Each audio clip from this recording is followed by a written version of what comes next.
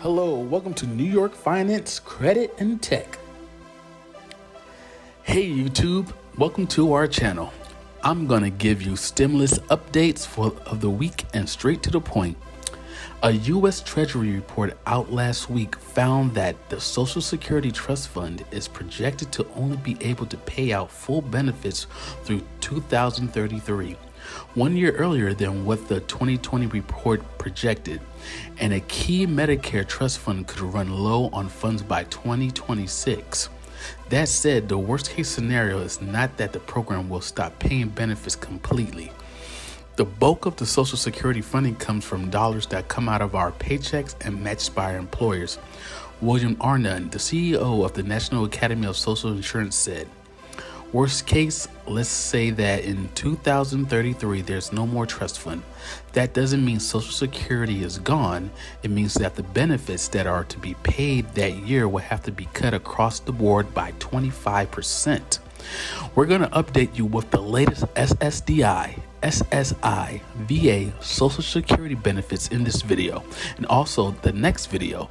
In order to watch that video, please click on the subscribe button and click on the bell icon so you will get notified whenever we upload that video for you.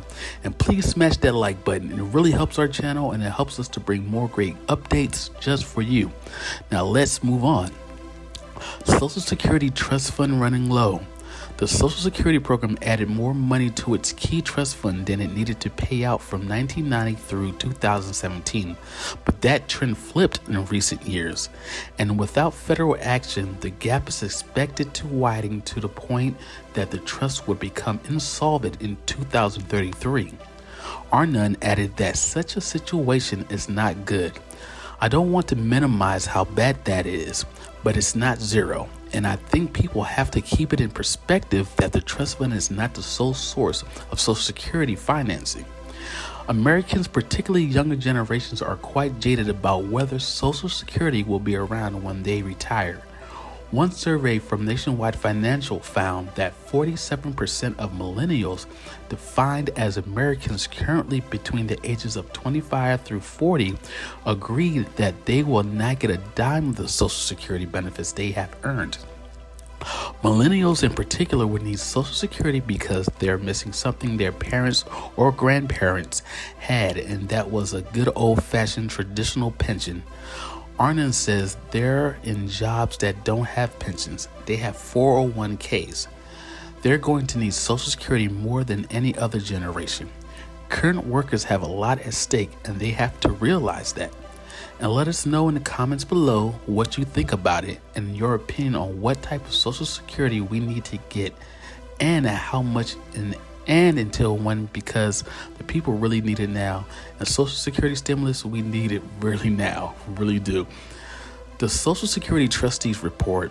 The latest reports from the U.S. Treasury gave the first comprehensive look of how much the pandemic affected the two pillars of America's social safety net, Social Security and Medicare, finding that the effects of the pandemic could be less than many have feared over the last year. The key word in Social Security Trustees Report is the word uncertainty, Arnott said.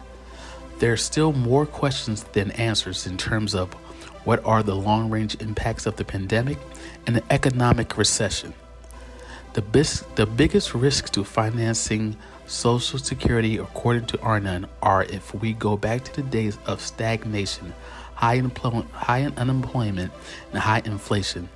Some of you might remember the 70s that killed Social Security's financing. In the 1970s, the U.S. economy found itself struck by a high inflation rate, slowing economic growth, and high unemployment combined with economic shocks like the 1973 oil crisis. The U.S. is currently nowhere near this scenario. While inflation has crept up in 2021, economic growth has remained high and unemployment ended August at 5.2%. Nevertheless, the stakes are still high. The report stated that if there is no meaningful federal action by 2033, Social Security will shift to pay out 76% of its scheduled benefits. Budget experts like Mark Goldwing, Senior Policy Director for the Committee for a Responsible Federal Budget, recently noted that time is running out to sensibly save Social Security in the form that people will have come to expect. The bottom line is something must be done, and the recommendation every year for the past 5 years have been that the longer we wait, the more difficult the action becomes. Arnon said, so this is another wake-up call for Congress and the administration to make Social Security a front burner issue.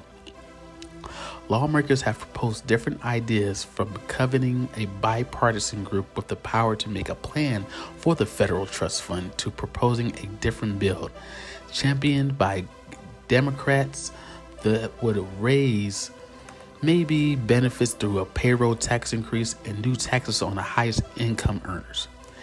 Neither idea has gained significant traction in Congress yet, but the sooner you deal with it, Arnon stressed, the less pain there will be. We're going to update you with the latest SSDI, SSI, VA Social Security benefits in the next video. In order to watch that video, please click on that subscribe button and click on the bell icon so you will get notified whenever we upload that video for you. And please smash that like button. It really helps our channel, and it helps us to bring more great content just for you and updates. And we'll upload once or twice, 3 times a week, not 5 days a week like some of these channels, because we're out there researching real accurate information. Please, thank you for coming. Thank you for subscribing, and you have a blessed day.